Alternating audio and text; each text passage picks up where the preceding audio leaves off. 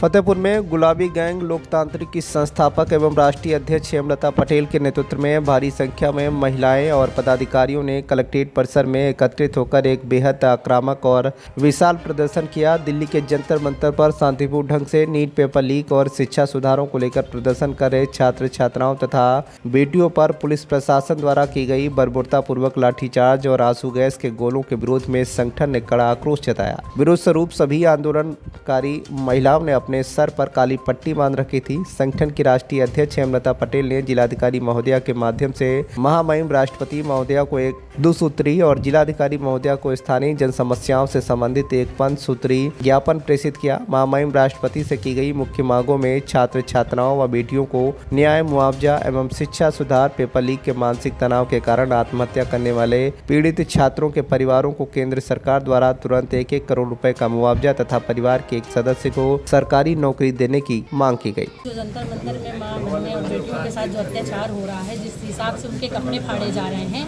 तो बस उसी के लिए आए हैं। ये बहुत शर्म की बात है कि दिल्ली पुलिस को ये सब नहीं करना चाहिए। जिस तरह से बेटियों को कपड़े फाड़े गए हैं, क्या इनके घर में बेटी और माँ बहनें नहीं है क्या? इसको बर्दाश्त नहीं किया जाएगा। और जो हेमलता पटेल अध्यक्ष है हमारी गुलाबी गैंग की, अगर ये ज़रूरत पड़ेगी तो हम दिल्ली तक जाएंगे। अगर इसी तरह वहाँ माहौल बना रहा, अगर मोदी इस्तीफा नहीं दे रहा है तो फिर हम लोग दिल्ली तक जाएंगे और इससे बहुत ज़्यादा बिगड़ से जाएंगे। ये हम बर्दाश्त नहीं करेंगे। बस इसीलिए क्या परिचय आपका? मरियम जहां, गुलाबी गैंग जिला उपाध्यक्ष। अपने कार्यकर्ताओं के साथ में छोटी सी टुकड़ी लेकर के आज डीएम मैडम के माध्यम से राष्ट्रपति को हमारा ज्ञापन है, 2 सूत्रीय ज्ञापन है। जो जंतर मंतर में हो रही जो मारे जा रहे हैं वहाँ पर बेटे, तो वो अपना हक मांगने गए थे।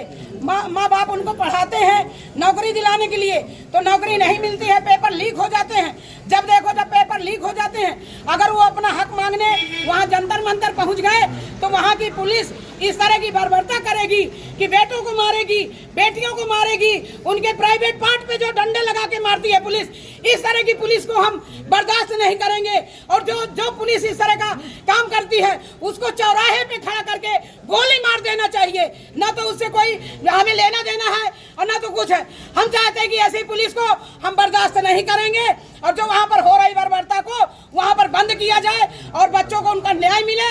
और जो हमारे लड़के नीट में जो धांधली हुई है, नीट का पेपर लीक हुआ है, जो बेटे हमारे मरे हैं, खत्म हुए हैं, तो उनको 1-1 करोड़ का मुआवजा दिया जाए, उनके घर वालों को 1-1 सरकारी नौकरी दी जाए और शिक्षा मंत्री को तुरंत इस्तीफा दे।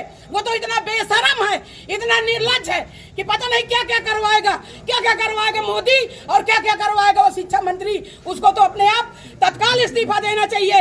वो बहुत बेशरम है। हम कहते हैं मोदी को परिवार नहीं है, लड़के बच्चे नहीं है, तो वो दर्द क्या जाने। शिक्षा मंत्री से तत्काल इस्तीफा दिलाया जाए। और दूसरी मांग हमारी ये है कि गौ माता को राष्ट्र माता का दर्जा दिया जाए, उनको संवैधानिक दर्जा प्राप्त हो। तो जो गाय हमारी मरती हैं, काटी जाती हैं, बुचड़खानों से मांस इनका जाता है विदेशों में, ये सब बंद किया जाए।